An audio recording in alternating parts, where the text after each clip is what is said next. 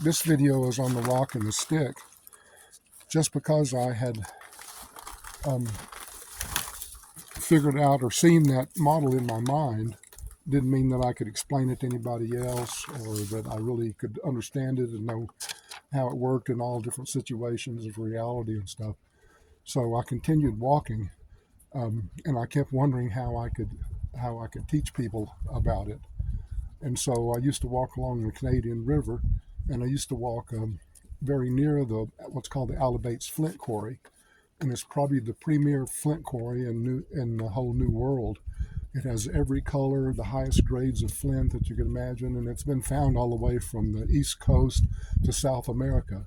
It was mined and traded there, and there's a federal thing there that shows it.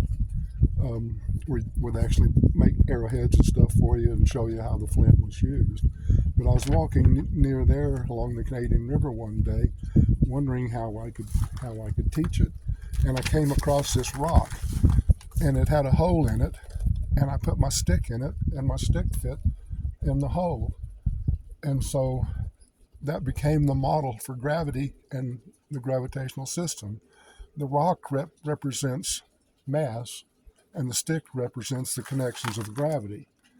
And the connections of gravity actually get their energy from the mass, and that they expand out. So the rock and the stick this became my second miracle rock to me, and the first miracle rock was the meteorite. And so here's how far I walked. This stick was the same size as this one when I started, and that's how much I wore off of it during the time that I was doing it. That's a lot of walking. So the gravionic model came about because I came philosophically to recognize that mass represents identity for those things that exist in the universe, and gravity represents the relationship to those things, other things that exist. And this is exactly how the Zeta Reticuli are able to fly faster than the speed of light, is because they essentially disconnect from the local universe, connect with something else, and then just move to it. They're able to completely control all the connections of gravity. We have no choice yet. We know nothing about it, but they've learned to control it completely. Urantia book says they compress space and modify time, and that's exactly what this kind of demonstrates. Time is defined as the changing of the connections of gravity. Motion makes time. When things move, they have to reconnect as they move through gravitational fields. Just you walking over here to my house, you're connecting gravity as you went. You're disconnecting some and then connecting to the new part. And that's where jet lag comes from, I think, because it takes energy to reconnect those connections of gravity.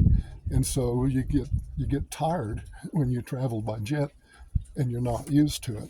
And so space is defined by the connections. They define where space exists. So time is defined as the changing of the connections of gravity, and space is defined by those connections.